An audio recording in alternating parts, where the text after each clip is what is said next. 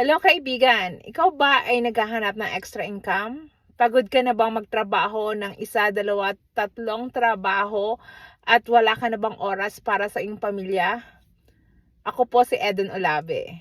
Ako po ay isang nanny, isang caregiver ng napakaraming taon sa Taiwan at Canada bago ako napadpad dito sa Amerika. Ngayon po ay dito na ako naninirahan sa New Jersey, USA. At ako po isang successful online business owner. Tama po. Dati po, pagod na pagod ako, walang pahinga.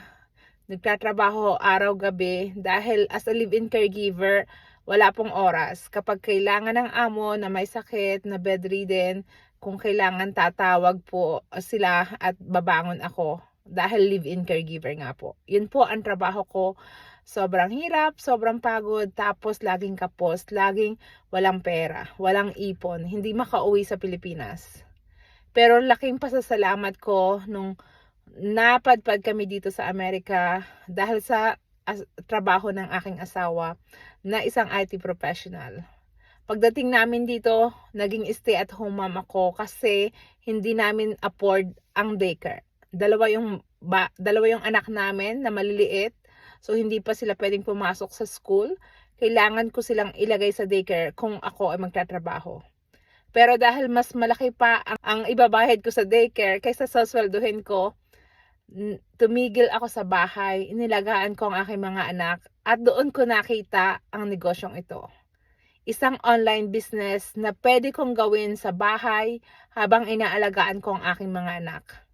Iyon po ang aking ginawa noong 2019, bago magpandemya. Nakita ko itong business sa aking Facebook. Nagtanong ako, nanood ng webinar na libre. Yes, libre po ang manood ng webinar. Mag-registered lang kayo ng inyong pangalan at email address. At nagtuloy-tuloy po ako.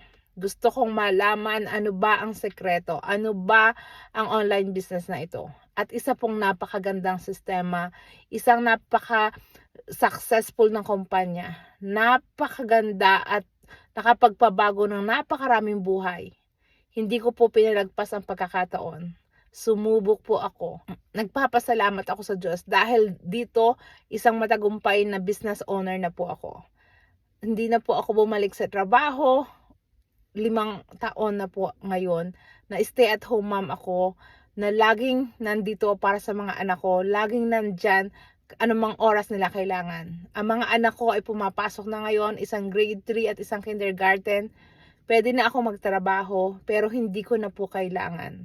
Dahil mas malaki pa po ngayon ang sweldo ko sa aking asawa na isang IT professional. Mas malaki pa ang aking kinikita, hindi po sweldo.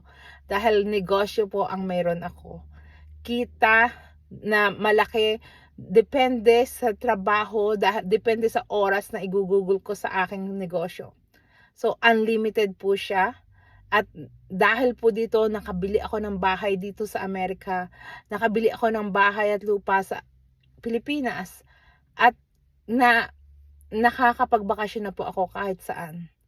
Napakagandang negosyo, ipinagmamalaki ko at gusto kong i-share sa lahat, lalo na sa mga Pilipino, dahil alam kong tayo ay masisipag, tayo ay mahilig magtrabaho at gagawin natin ang lahat para sa ating pamilya. Mayroon pong ibang paraan. Hindi po natin kailangan magbanat ng buto at magtrabaho 24 hours para kumita. Pwede po tayong mag-work smart, not hard.